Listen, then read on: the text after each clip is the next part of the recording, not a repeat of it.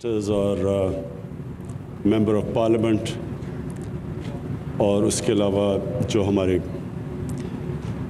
چکوال کے اندر جو ہمارے جتنے بھی پولیٹیکل ہمارے کارکن ہیں، میں سب سے پہلے تو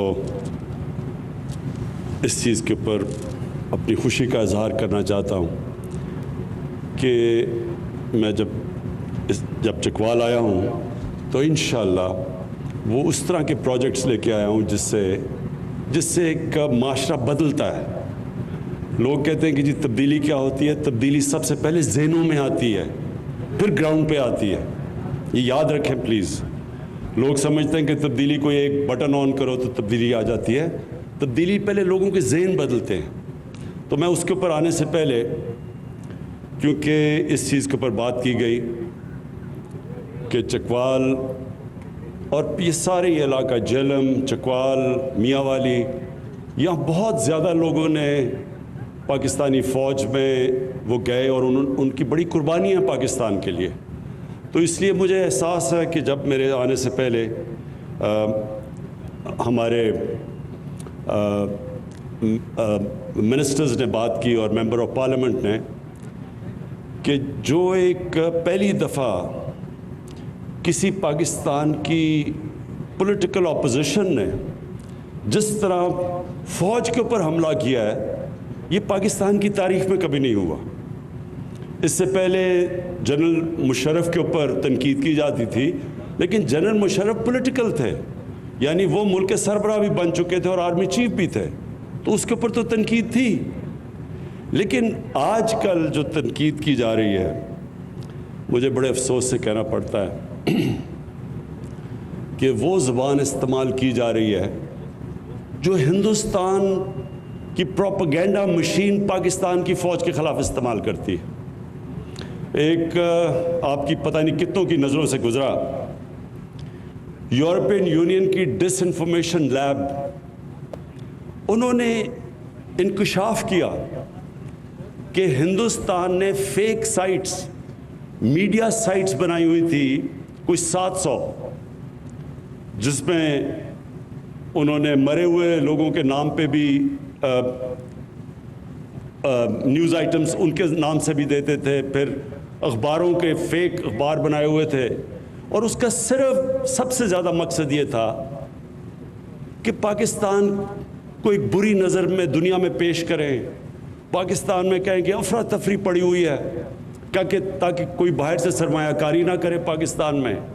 اور پھر پاکستانی فوج کو خاص طور پہ ٹارگٹ کیا گیا، کیونکہ ہندوستان چاہتا ہے کہ پاکستانی فوج کمزور ہو، اور اب سے نہیں، پہلے سے وہ چاہتے ہیں۔ ان کی پوری ایک پلاننگ ہے کہ دنیا میں پاکستانی فوج کو ایک ایسی نظر پیش کیا جائے کہ وہ ایک روگ آرمی ہے، وہ دہشت گرد ہیں۔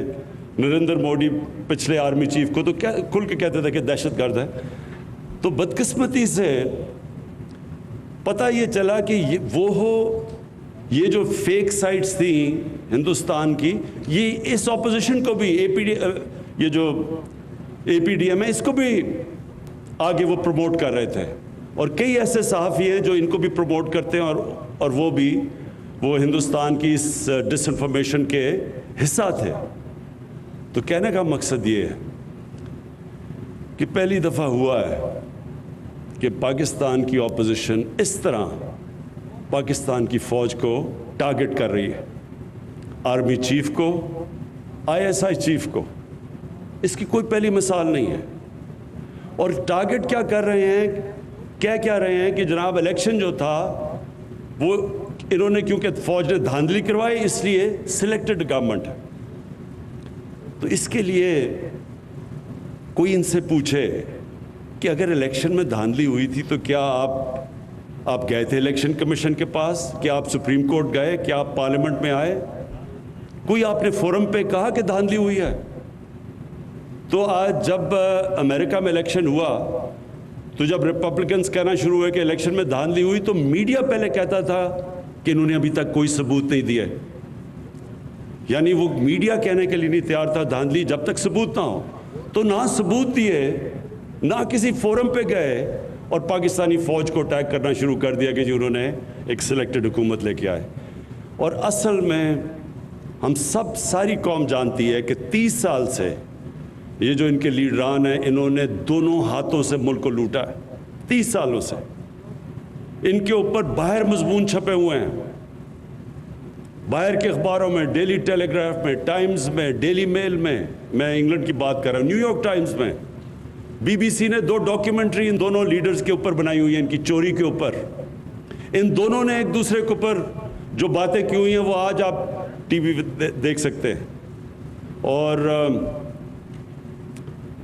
ایک کو زرداری کو جیل نواز شریف نے ڈالا تھا کرپشن میں.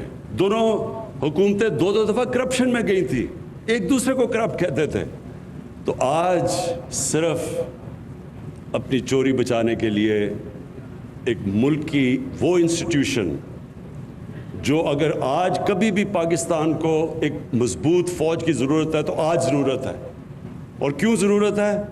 کیونکہ ہمارے ساتھ جو ہمارا ہمسایہ ہے, 73 سال کی تاریخ میں برِ صغیر میں اس طرح کی حکومت نہیں آئی جو آج ہندوستان میں آئی ہے, جو کہ ایک انتہا پسند, ایک ٹوٹیلیٹیرین, ایک ریسسٹ, اینٹی مسلمان اور اینٹی اسلام اور اینٹی پاکستان. کبھی ایسی حکومت نہیں آئی, اور جو انہوں نے کشمیریوں سے کر رہے ہیں.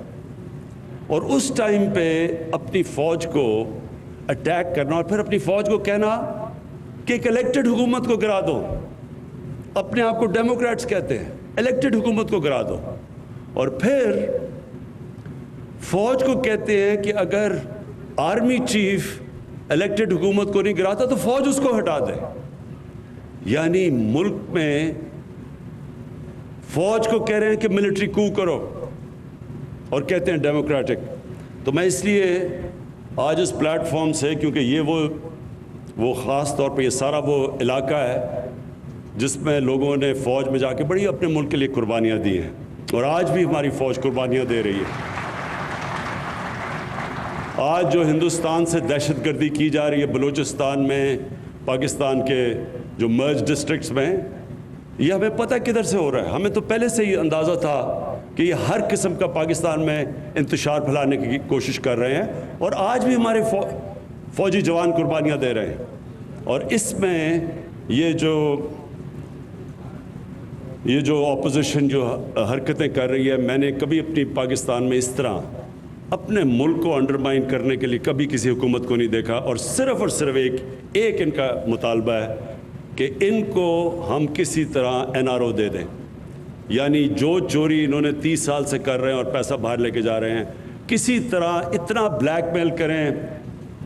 مجھے تو ان کو پتہ ہے کر نہیں سکتے, تو اس لیے اداروں کو اتنا بلیک میل کریں کہ کسی نہ کسی طرح پریشر میرے پہ ڈالیں کہ ان کی چوری کے لیے ہم ان کی چوری معاف کر دیں. اور آج میں اپنی اگلی بات جو شروع کرتا ہوں, جس کے لیے میں یہاں آیا ہوں, اس سے پہلے میں ایک بات کہنا چاہتا ہوں اپنی قوم کو. یہ سب یاد رکھ لیں, اگر ان چوروں کو کسی حکومت نے NRO دیا تو وہ اتنی بڑی اس ملک سے غداری کرے گا کہ دشمن وہ کام نہیں کرے گا جو وہ حکومت کرے گی ان کو چوری کو معاف کر کے. جنرل مشرف نے ان دونوں لیڈروں کو NRO دیا, اس کا نتیجہ کیا ہوا کہ 10 سالوں میں پاکستان کا قرضہ 4 گنا زیادہ بڑھا. کوئی بتائے کہ پیسہ کدھر گیا ہے؟ 4 گنا, یعنی 6000 ارب سے پاکستان کا قرضہ ان 10 سالوں میں, ان دونوں کو NRO ملنے کے بعد انہوں نے جو 2 باریاں لی, پاکستان کا قرضہ 30,000 ارب پہ گیا ہے. 6000 سے 30,000. تو جب میں آج جب پارلیمنٹیرینز اور اپنے پولیٹیشین سے بات کر رہا تھا تو وہ سارے کہہ رہے تھے ہمیں سڑکیں چاہیے, اور مجھے سارے آپ کے اس علاقے کو تو میں بڑی اچھی طرح جانتا ہوں, تو مجھے پتہ ہے آپ کے کیا مسئلے تھے. تو میں تب ان کو بتا رہا تھا کہ ایک حکومت جب ہم آئے تو جتنا ہم نے ٹیکس کا پیسہ اکٹھا کیا پہلا سال, اس کا آدھا چلا گیا ان کے لیے ہوئے قرضوں کی قسطیں ادا کرنے میں, آدھا چلا گیا. اور اب یہ جو دوسرا سال ہمارا گزرا ہے, پہلے سال میں ہم نے 2000 ارب یعنی 4000 ارب ٹیکس اکٹھا ہوا, 2000 ارب قرضوں کی قسطیں دینی تھی ان کے لیے ہوئے قرضوں پہ, جو انہوں نے 4 گنا زیادہ قرضہ چڑھایا. اور دوسرے سال میں وہ قرضے بڑھتے جا رہے ہیں کیونکہ ان کے اوپر سود لگ رہا ہے. تو دوسرے سال 2700 ارب ہمیں قرضوں کی قسطیں واپس کرنی پڑی. اس لیے جو پیسہ خرچ کرنا ہے اپنے لوگوں کے اوپر وہ ہمارے پاس کم رہ جاتا ہے.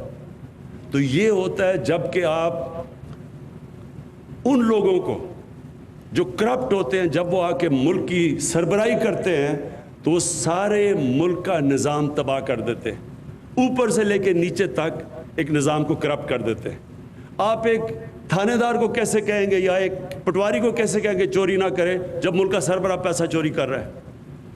آپ یہ کیسے کہیں گے یہ جو لوگ جیلوں میں بھرے ہوئے ہیں, یہ جو میرے سے مانگ رہے ہیں NRO 2, تو یہ بیچارے جو جیلوں میں غریب لوگ بھرے ہوئے ہیں ان کا پھر کیا قصور ہے؟ ان کی تو قصور ان سے بہت کم ہے. جو چوری انہوں نے کی اربوں روپے کی اور باہر جا کے بڑے بڑے محلوں میں بیٹھے ہوئے ہیں, تو وہ بیچارے جو جیلوں کے اندر پڑے ہوئے ہیں ان کی تو لاکھوں کی چوری ہوگی. اور اگر ان لوگوں کو سزا ہم نہیں دیتے تو مجھے یہ بتائیں کہ کیا ہم اپنے بچوں کو بتا رہے ہیں کہ طاقتور اس ملک میں جو مرضی کرے وہ بلیک میل کر کے NRO لے لے اور صرف غریب آدمی کے لیے جیل ہے؟ اور اس لیے میں اپنی قوم کو بار بار یاد کراتا ہوں کہ نبی صلی اللہ علیہ وسلم نے کہا تھا کہ تمہارے سے پہلے بڑی قومیں تباہ ہوئیں جو طاقتور کو NRO دیتی تھی اور کمزور لوگوں کو بیچاروں کو جیلوں میں ڈالتی تھی. اب جی میں چکوال کے اوپر آتا ہوں جس کے لیے آج میں یہاں آیا تھا. دیکھیں جو مجھے یاسر آپ کی بات بڑی آج پسند آئی, صرف میں ایک جگہ اگری نہیں آپ سے کرتا کہ آپ نے کہا کہ انڈسٹریل ریولوشن جب آئی یورپ کے اندر تو مسلمان ملکوں کے اندر ہم نے تعلیم پہ زور نہیں دیا. یہ ایکچولی ٹھیک بات نہیں ہے. جب یورپ کے اندر انڈسٹریل ریولوشن آئی تو اس کی ایک اور بہت بڑی وجہ تھی, اس کے ساتھ ساتھ یورپ کے اندر ڈیموکریٹک موومنٹ بھی شروع ہو گئی. اور جو وہاں جب انڈسٹریل ریولوشن آئی تو ان کی جو لیڈرشپ تھی وہ میرٹ کے اوپر آنی شروع ہو گئی اور وہ اکاؤنٹیبل تھی, یعنی قانون کے نیچے تھی ان کی لیڈرشپ. ہوا کیا کہ مسلمانوں کا جو ہمارا سفر شروع ہوا مدینہ کی ریاست سے, وہ بڑے ڈیموکریٹک سٹرکچرز تھے. مدینہ کی ریاست کے اندر جو خلیفہ وقت تھا وہ اکاؤنٹیبل تھا. عام آدمی حضرت عمر سے پوچھا مسجد میں کہ جی بتائیں آپ نے یہ کپڑے نئے کپڑے کدھر سے لیے, اور حضرت عمر نے جواب دیا. یہ نہیں کہا جس طرح بھی یہ فضل الرحمان نے کہا جی میں تو خود صادق امین ہوں, میں نے خود ہی فیصلہ کر لیا میں صادق امین ہوں, میں جواب دہ نہیں ہوں کسی کا. اور پھر 2 خلیفہ وقت جا کے عدالت میں کھڑے ہوئے, قانون کی بالادستی تھی, قانون اوپر تھا سب سے. اور ڈیموکریسی کی 2 چیزیں سب سے جس کی وجہ سے دنیا میں ڈیموکریسی آگے بڑھی, ایک قانون کی بالادستی اور دوسری میریٹوکریسی تھی.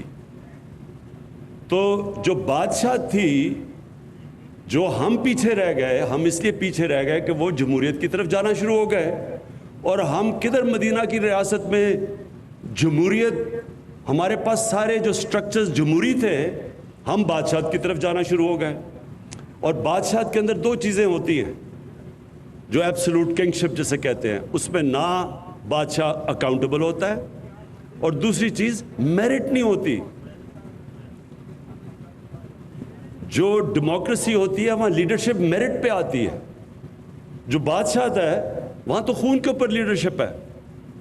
اب آپ یہ دیکھ لیں دونوں بڑے بڑے جو اس ملک میں جنہوں نے 30 سال میں اس ملک میں چوری کی اور آج اربوں پتی ہیں اور باہر بھی پیسہ ان کا اور بچے بھی باہر ہیں, ان کے جو 2 بچے, اب ایک کا بیٹا ایک کی بیٹی اب جو یہ NRO کے جلسے کر رہے ہیں, تو ان سے کوئی پوچھے کہ آپ کی کوالیفیکیشن کیا ہے, کیا وجہ ہے کہ آپ دونوں پارٹیز کے سربراہ بنے ہوئے ہیں, کیا کیا آپ نے؟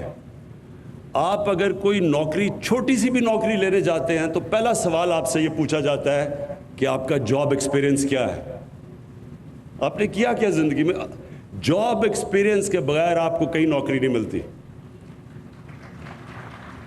तो इन दोनों से अगर कोई पूछे कि आपका जॉब एक्सपीरियंस क्या है, तो वो कहेंगे जी हमारे दोनों के बाप पाकिस्तान के करप्ट तरीन आदमी थे और उनके ऊपर केसेस चल रहे हैं और अदालतों में कन्विक्ट हो रहे हैं, ये हमारी क्वालिफिकेशन है।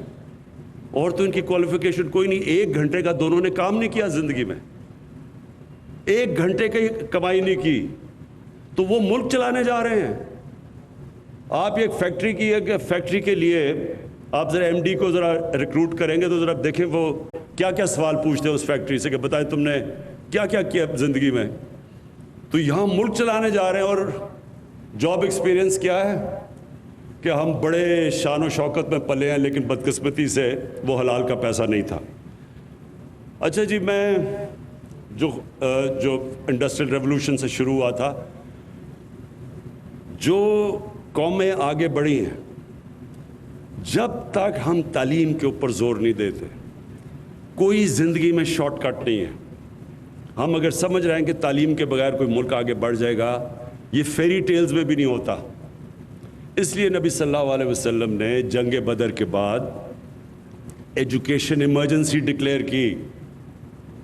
उन्होंने, हालांकि पैसे नहीं थे, बुरे हालात थे, उम्मा के बहुत बुरे हालात थे, जंग बदर में गरीब लोग थे सब,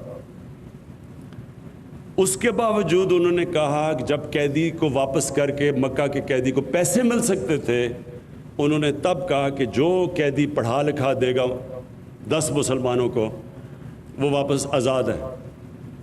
ये एक बड़ी सोच थी। जो तालीम है वो इमीडिएट रिटर्न्स नहीं होते।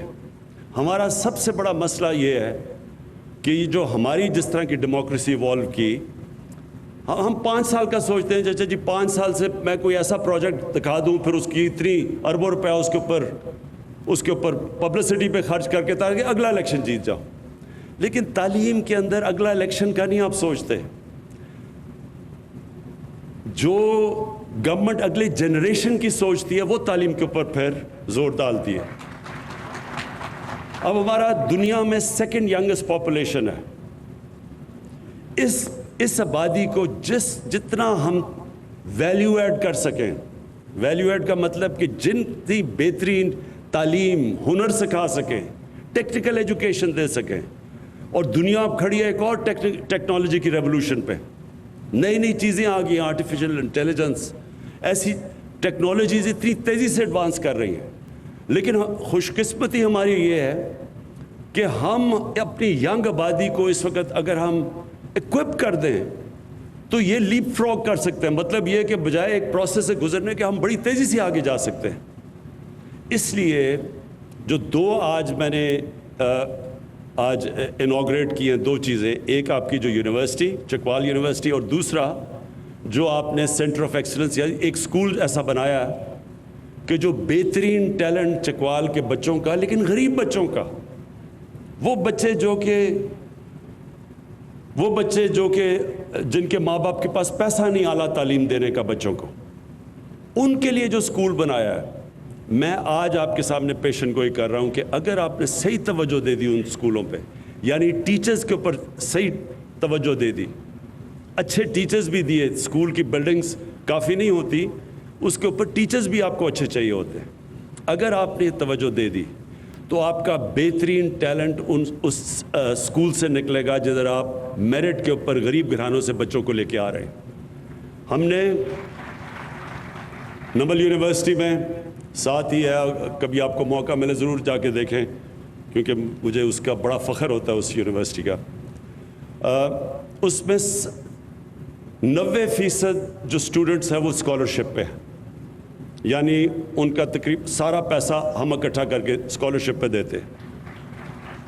और वो गरीब तरीन घराने के बच्चे हैं, और उनमें से 75% बच्चे उर्दू मीडियम स्कूल के हैं। और जो इनिशियल डिग्रीज थी वो ब्रैडफोर्ड यूनिवर्सिटी की हैं, यानी इंग्लैंड की यूनिवर्सिटी की हैं। लेकिन आपको हैरत होगी कि जो उनका रिज़ल्ट है, जिस तरह के वो बच्चे पढ़ते हैं और जो उनके अंदर ड्राइव है, जो हंगर है, जो भूख है, وہ بریڈفورڈ یونیورسٹی کی ڈگریز لے رہے ہیں، اور بریڈفورڈ یونیورسٹی سے جو پرسنٹیج ہے فرسٹ ڈویژنز کی وہ نمل یونیورسٹی کی زیادہ ہے۔ کہنے کا مطلب یہ ہے کہ جب آپ موقع دیتے ہیں ان کو جن کے اندر ایک آگ لگی ہوتی ہے کہ ہم کسی نہ کسی طرح زندگی میں اوپر جائیں، اور ان کو موقع دے دیتے ہیں اچھا تعلیم دے کے، اور پھر وہ یہ جب سوچتے ہیں کہ میں اپنے خاندان کو بھی اوپر لے جاؤں گا، اپنی فیملی کو بھی اٹھا دوں گا، اپنی زندگی بہتر کر لوں گا، وہ کئی دفعہ وہ سکول جن کے اندر بچے پیسے والے گھروں کے آتے ہیں وہ مقابلہ نہیں کر سکتے۔ اور یہ نمل یونیورسٹی میں آپ دیکھ لیں کہ نہیں، وہ جو نمل یونیورسٹی کے اندر جس طرح کا جس طرح کے بچوں کے اندر ڈرائیو ہے وہ نظر آتی ہے ان کے رزلٹس پہ۔ اور اس لیے یہ جو آپ نے ایک پہلے اسکول، میں سمجھتا ہوں کہ اسکول میں سے آپ کا بہترین ٹیلنٹ نکلے گا۔ دوسرا جو یونیورسٹی ہے یہ بڑی ضرورت تھی یہاں سارے علاقے کے لیے کوالٹی کی یونیورسٹیز، یہ جو آپ بنانے جا رہے ہیں، میں آپ کو مبارک بھی دیتا ہوں، اور آپ یقین دلاتا ہوں کہ پوری طرح انشاءاللہ میں آپ کی اس پہ سپورٹ کروں گا ہر تک، اینڈ تک۔ اور پھر جو ہاسپٹل ہے یہ بہت ضروری ہے، یہ جو 500 بیڈ کا ہاسپٹل بنا ہے اس کی بڑی ضرورت ہے اس سارے علاقے میں۔ آبادی ہماری بڑھتی جا رہی ہے، ہمارے پاس اتنے ہاسپٹلز نہیں، نرسز نہیں، ڈاکٹرز نہیں، تو یہ جو آپ پہلا تو یہ قدم ہے کہ اس علاقے میں ایک ہاسپٹل کی بہت ضرورت تھی، تو یہ جو آپ نے 500 بیڈ کا ہاسپٹل بنایا اور یہ جو شروع کر رہے ہیں آپ، اس کے لیے پھر سے میں آپ کو ریپیٹ کرتا ہوں کہ پوری ہم سپورٹ دیں گے۔ لیکن میں آپ کو یہ بھی بتا دوں کہ جو پاکستان میں جتنے ہاسپٹل کی ضرورت ہے وہ گورنمنٹ نہیں بنا سکتی، اور اس کے لیے ہم نے ایک ایسا زبردست، اور میں دونوں پنجاب اور پختونخوا کی گورنمنٹس کو خاص طور پہ خراج تحسین پیش کرنا چاہتا ہوں کہ جو ہیلتھ کارڈ ہے، جو ہیلتھ کارڈ لے کے آئے ہیں یہ انشاءاللہ آپ دیکھتے رہیں، میں آپ کے سامنے یہ بھی پیشن گوئی کرتا ہوں کہ 5 سال 6 سال 8 سال 10 سال تک، میکسیمم 10 سال تک یہاں کا جو ہیلتھ سسٹم ہوگا ہمارے سے بڑے امیر ترین ملکوں کا بھی وہ ہیلتھ سسٹم نہیں ہوگا جو پاکستان کا بننے جا رہا ہے۔ اور وہ کیوں؟ وہ اس لیے کہ ہیلتھ کارڈ میں ہر خاندان میں، اور فیصلہ ہوا ہے کہ اگلے سال کے اینڈ تک ہر پنجاب کا اور پختونخوا کا خاندان اس کے پاس ہیلتھ انشورنس ہوگی۔ اس کو کہتے ہیں یونیورسل ہیلتھ کوریج۔ یہ آپ حیران ہوں گے، میں پھر سے کہہ رہا ہوں، امیر ترین ملکوں کے اندر بھی یونیورسل ہیلتھ کوریج نہیں ہے۔ یہ جو کارڈ ہے ہیلتھ کارڈ، اس سے کیا ہوگا؟ اب تک کیا ہوتا تھا کہ اچھے پرائیویٹ ہاسپٹل صرف بڑے شہروں میں چلے جاتے تھے، کیونکہ پیسہ تو بڑے شہروں میں ہے، تو چھوٹے شہروں میں پرائیویٹ ہاسپٹل بناتا ہی کوئی نہیں تھا۔ اب ہم پرائیویٹ ہاسپٹلس کو انکریج کر رہے ہیں، انشاءاللہ ان کو سستی زمینیں دیں گے ہاسپٹل پرائیویٹ سیکٹر کو آنے میں، ساری ان کی جو اکوپمنٹ پاکستان میں ہیلتھ ہاسپٹل کی اکوپمنٹ پاکستان میں نہیں بنتی، ساری وہ ہم ان کو ڈیوٹی فری اجازت دیں گے باہر سے امپورٹ کرنے کی۔ اور اس کے بعد ہیلتھ کارڈ کی وجہ سے جب عام ہر گھر کے پاس ایک ہیلتھ کارڈ آ جائے گا گھرانے میں، تو کوئی بھی جا کے، اور ہیلتھ کارڈ میں آپ کسی بھی ہسپتال میں جا کے اپنا علاج کروا سکتے ہیں، یہ نہیں کہ صرف گورنمنٹ ہاسپٹل، کسی بھی پاکستان کے ہسپتال میں ہیلتھ کارڈ سے آپ اپنا علاج کروا لیں گے۔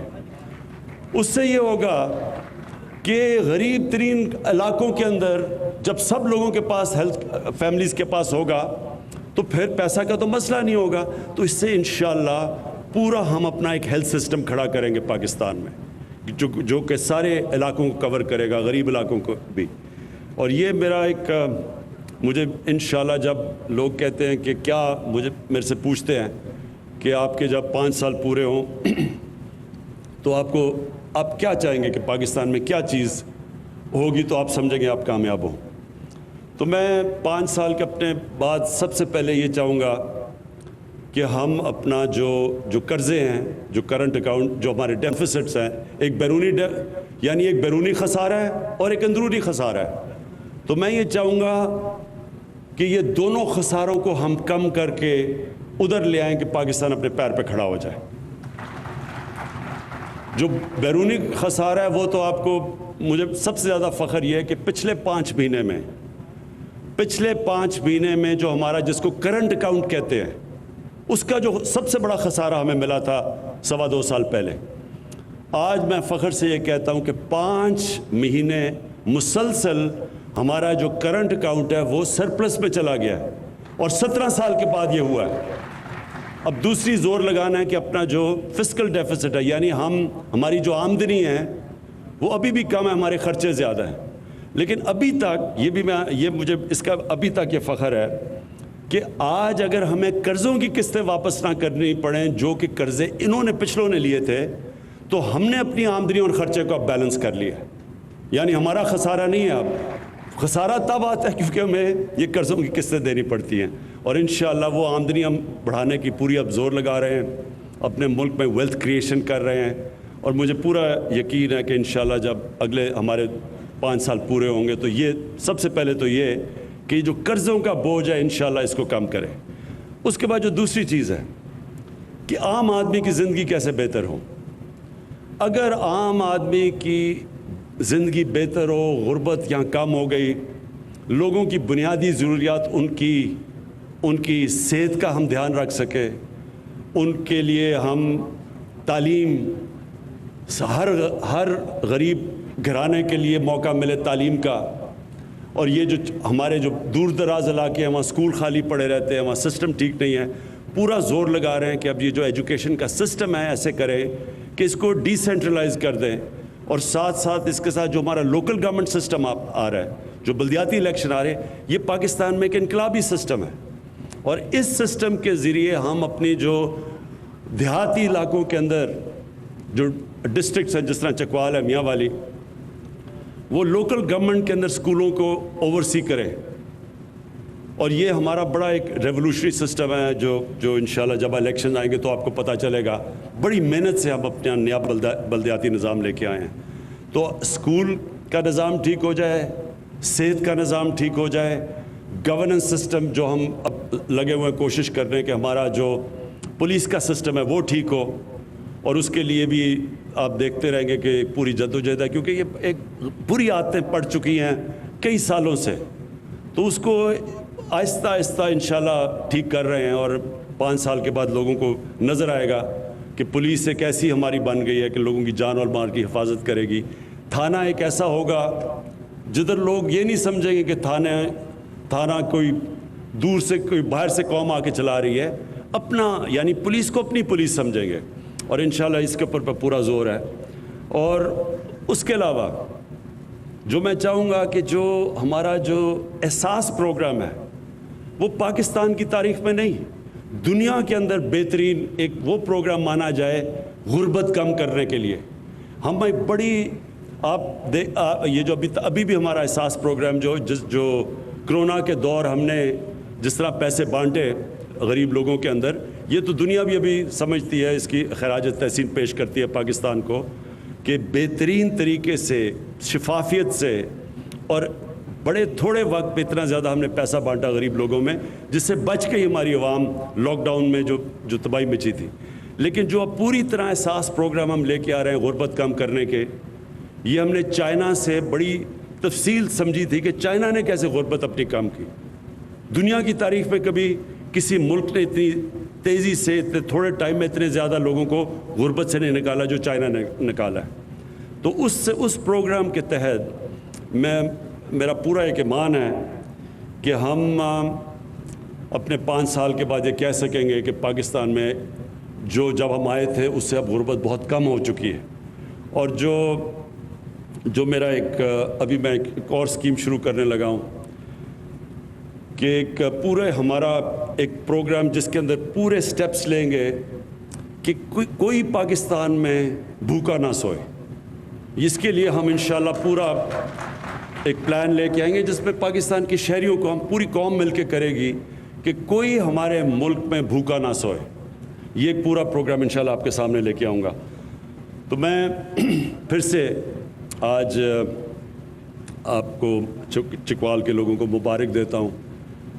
वो एक तो मैं भूल गया, वो जो सड़क उसकी बड़ी ज़रूरत थी बाईपास की, उससे बड़ा फ़र्क पड़ जाएगा यहाँ, वो तो हमने चौथी चीज़ आज इनॉग्रेट किया है। लेकिन मेरे लिए असल 2 चीज़ें हैं, एक आपका हॉस्पिटल اور یہ جو آپ کے ایک اسکول بنا ہے اور جو یونیورسٹی، اس کی میں آپ کو خاص طور پہ مبارک دیتا ہوں پھر سے. وزیر اعظم عمران خان چکوال میں تقریب سے خطاب کر رہے تھے. اس دوران انہوں نے ایک بار پھر آج اپوزیشن کو لتاڑا ہے. انہوں نے تنقید کا نشانہ بنایا ہے اور کہا ہے کہ جو لوگ وہاں پہ زبان استعمال اس قسم کی کر رہے ہیں وہ بھارت کی وہ زبان ہے جو پاکستان کے اداروں اور خاص کر فوج کے خلاف استعمال کی جاتی ہے اور وہ بھارت کی زبان ہے. انہوں نے کہا کہ صرف ایک ہی مقصد ہے، وہ مقصد یہ ہے کہ کسی طریقے سے اپوزیشن کو NRO مل جائے. اس کے